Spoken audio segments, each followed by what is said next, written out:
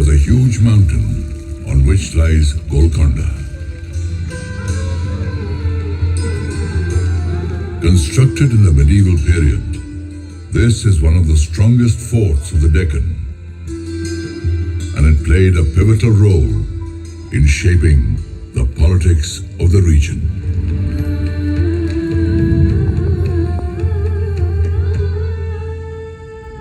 In the 12th century, present-day Telangana used to be known as Teling. Orugallu was its capital. It was ruled by the Kakatiya dynasty. Back then, Golconda was under the reign of these Kakatiya kings. Kakatiyas were the indigenous Hindu rulers and were very powerful in that era.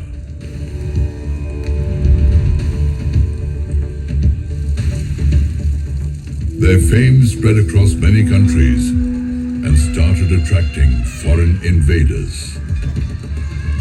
In these circumstances, Kakatiya King Pratap Rudra took a bold decision to defend his kingdom.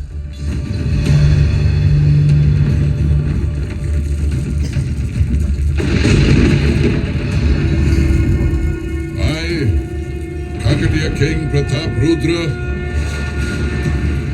hereby decree the further fortification of Golconda Fort. After fortification, this fort will undoubtedly keep us safe from attacks on the Devagiri side, empowering us to fend off our enemies.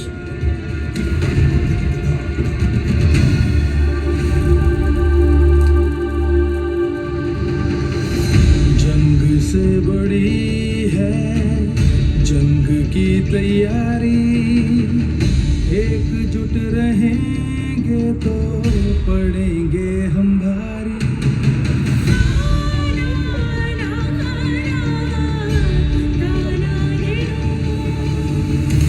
जंग से बड़ी है जंग की तैयारी एकजुट रहेंगे तो दुश्मनों के आने की आहट हवाओं में थी ओरिगा तू की शान पनाहों में थी राजा ने किया एक फरमान जारी गोलकोंडा बनेगा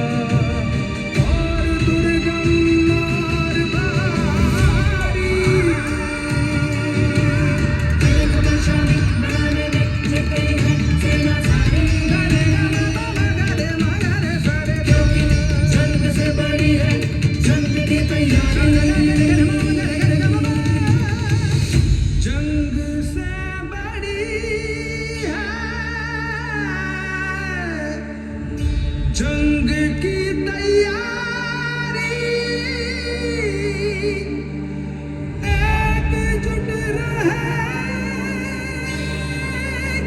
तो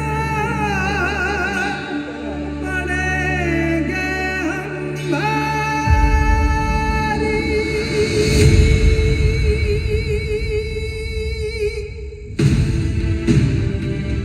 Kakatiya rulers fought with great bravery and valor for many decades to defend Warangal and Golconda.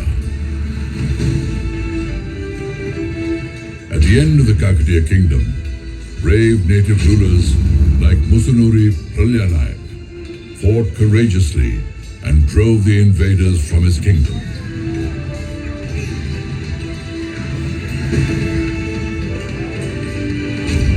But in the end, Golconda's defense was breached.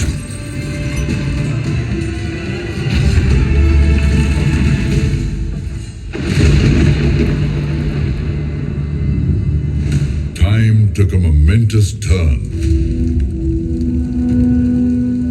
Alauddin Hassan Bahman Shah, a viceroy of the Delhi Sultanate, laid the foundation of the Bahmani Sultanate in the Deccan.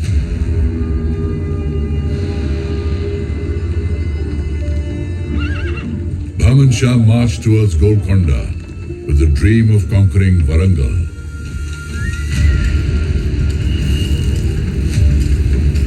But he was confronted by Musunuri Kapaya Nayak, successor Warangal ruler Ralya Nayak.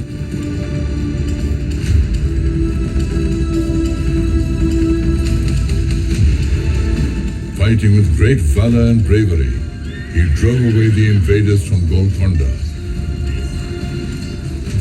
and once again took possession of the fort.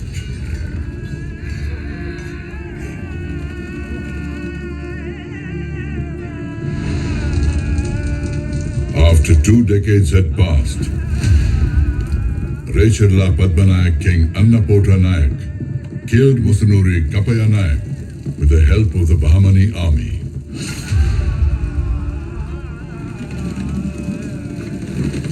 After this, Bahmani King Muhammad Shah annexed Warangal along with Golconda. Thus, the dominance of the Hindu rulers in Golconda and Warangal was ended.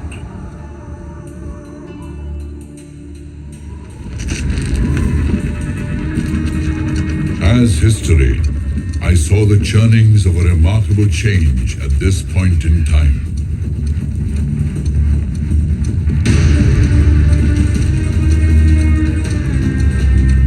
The 14th Bahmani King Muhammad Shah's royal court is giving a warm welcome to Quli Qutb Shah from the Persian city of Hamdan.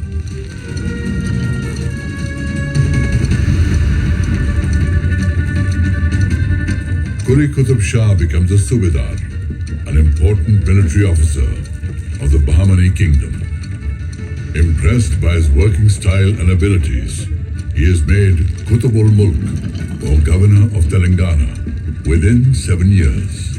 The estate of Golconda is handed over to him.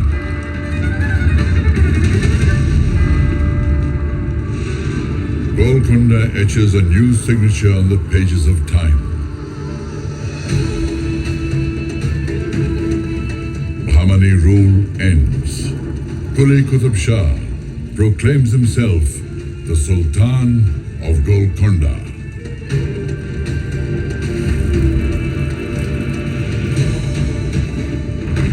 I, Quli Qutb Shah, declare myself the Sultan of Subai Telangana. This Sultanate will henceforth be known as Qutb Shahi Sultanate. Qila'e Golconda will be our capital.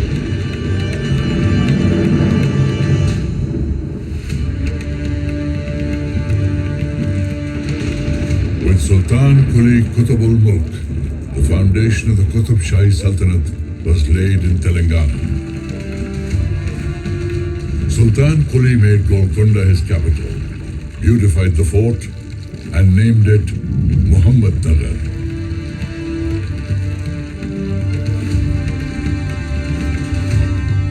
Qutb Shahi Sultans constructed many palaces, gardens, masjids, and many buildings for public use inside the fort in a properly planned way.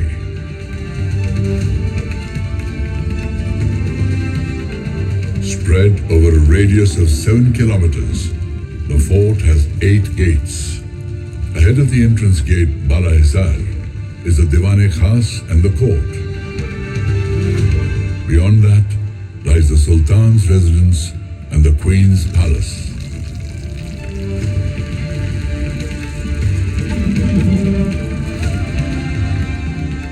Separate from this cluster lies the Mahakali temple, where even now the popular Bonaru Jatra is organized with great fanfare every year.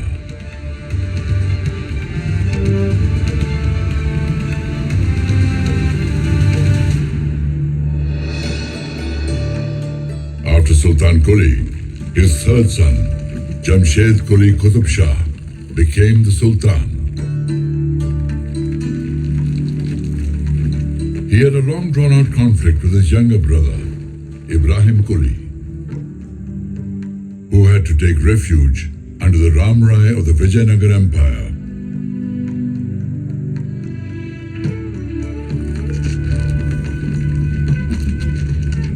Jamshid Quli died after ruling for 7 years. Ibrahim came back from Vijayanagar and declared himself the king.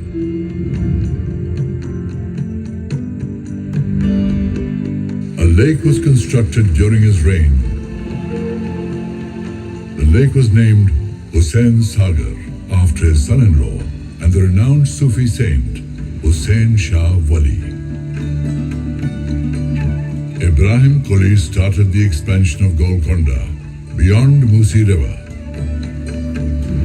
and his son Sultan Muhammad Quli completed this expansion.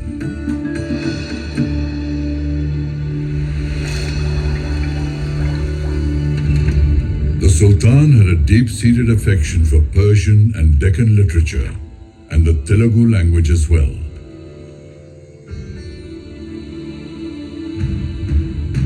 He was the first ruler to patronize Telugu education in Golconda.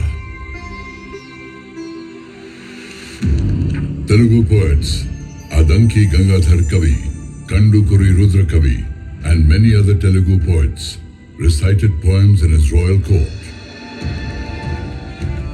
He appointed Adanki Gangadhar Kavi as the Telugu poet laureate of his court. In Telugu literature, Sultan Ibrahim is known as Maliki Bharam.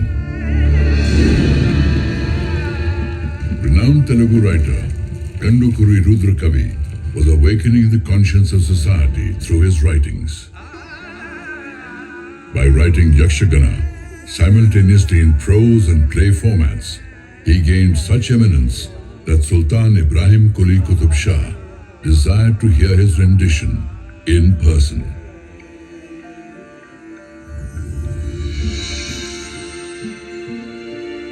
Ibrahim Quli was blessed with a son named Muhammad Quli. In his young years, Muhammad Quli met Bhagmati of Chinchalam village, which is across the Musi River. Both of them fell deeply in love.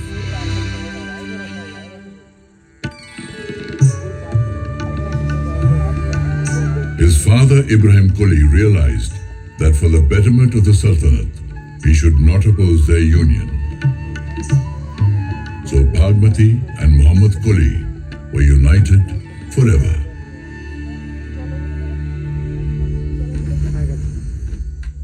Ibrahim Quli Qutub Shah passed away.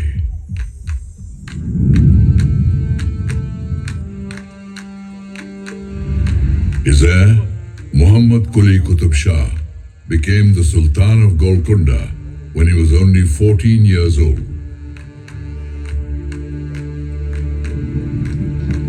Muhammad Quli used to write Urdu poems. He became the first Urdu poet whose poems were published as a collection by the name Kuliyat.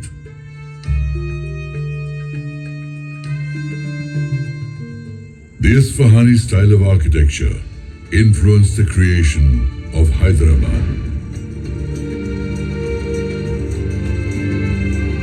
The world-famous Charminar was built in 1591 CE amidst the Char Kaman Plaza. He beautified the city with 11 beautiful gardens and named the city Bhagnagar.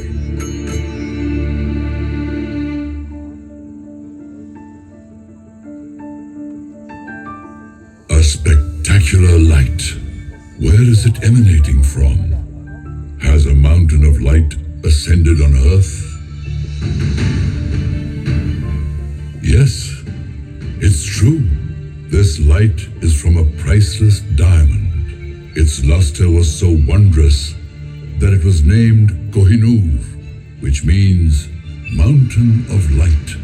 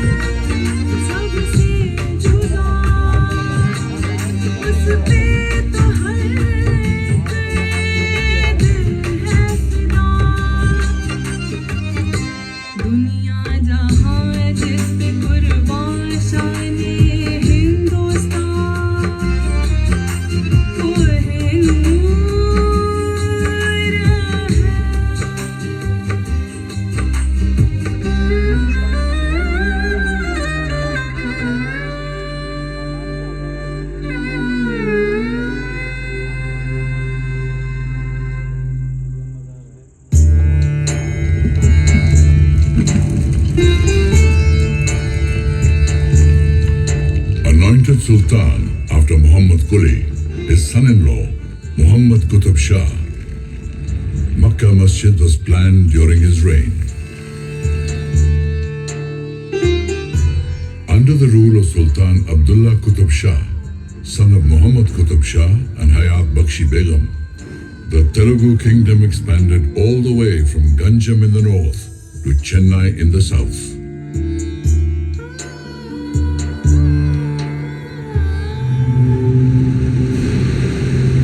Meanwhile, Aurangzeb, the son of the Mughal Emperor Shah Jahan, marched from Delhi and became the governor of the Deccan, waiting for an opportunity to attack Golconda.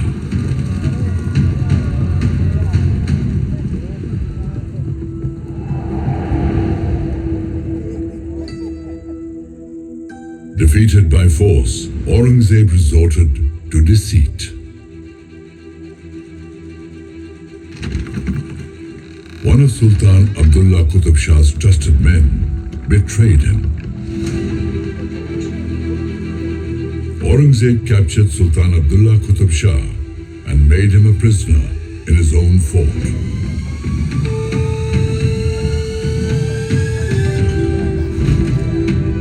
Abdullah Qutb Shah's mother, Hayat Bakshi Begum, strategically proposed a treaty to Aurangzeb.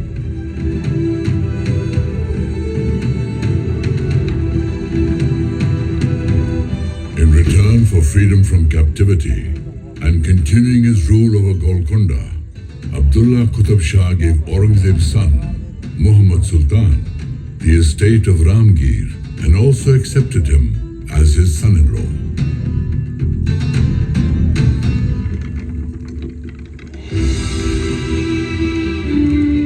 Abdullah Qutb Shah passed away in 1672. His son-in-law, Abul Hassan, popularly known as Tana Shah, was made the Sultan of Golconda.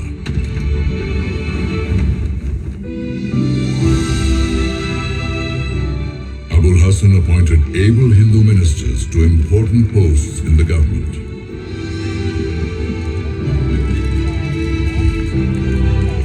Two of them were Brahmin brothers, Akanna and Madanna.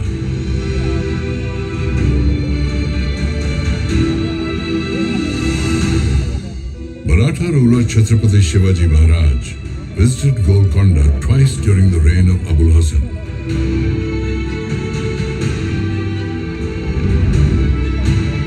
In the year 1672 and then in the year 1677. Sensing Aurangzeb's bad intentions, Chhatrapati Shivaji Maharaj extended his support and helped Abul Hassan in his fight against Aurangzeb.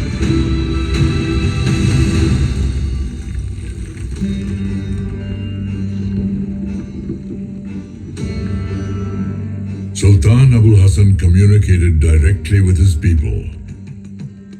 One day, Sultan reached Kuchipudi village in the Krishna region. The villagers welcomed him by performing their traditional dance. The Sultan was overjoyed and named the dance Kuchipudi.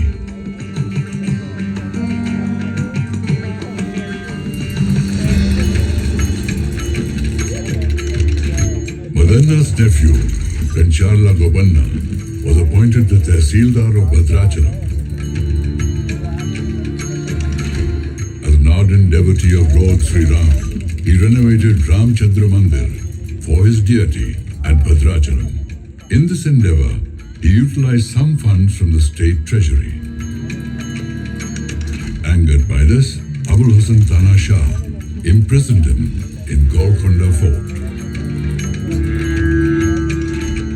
Legend has it that Lord Sri Ram appeared in a dream of Sultan Abul Hassan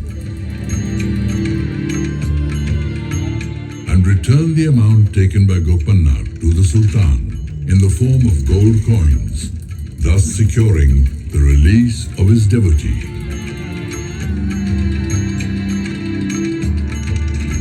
Since then, Kancharla Gopanna has become famous as Bhakta Ramadasu. This unique story of devotion to Lord Ram is now part of the folklore in southern India. His devotional songs gained fame as Ram Dasu Kirtan and became an integral part of Carnatic music.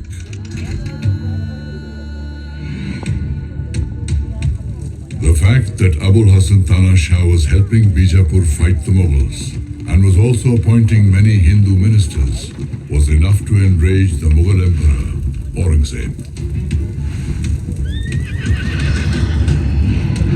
He sent the Mughal army to Golconda, led by his son.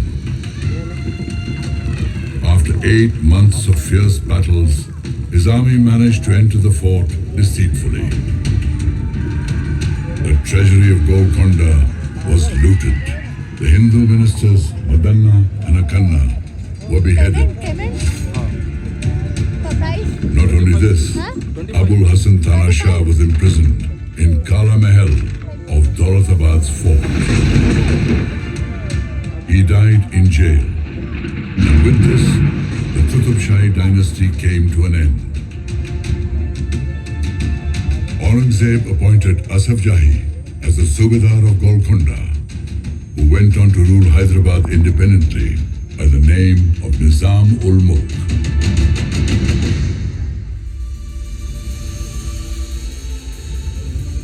Once the symbol of pride and regal opulence, Golconda's walls, minarets and buildings were riddled with wounds inflicted by the Mughal rulers. However, the truth is that time heals the deepest wounds. Royalty had its time, but centuries passed and India became independent. In September 1948, Hyderabad and Golconda were freed from Asaf Jahi's rule.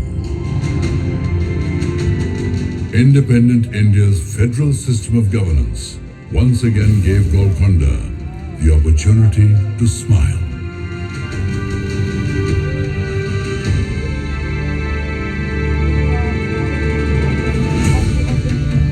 From the high ramparts of time and history, I am gazing upon Golconda. Looking from the pages of the past, once again I see a smiling Golconda, whose rocks have never lost their luster and honor.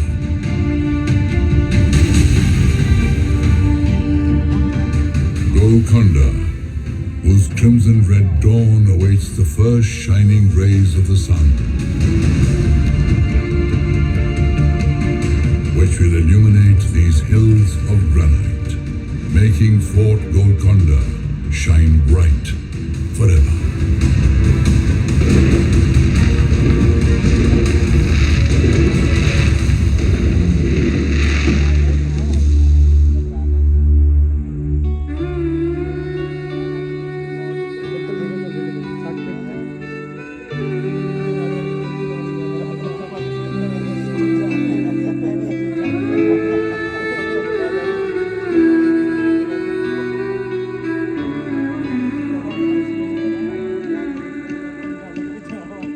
तेरे सीने में जो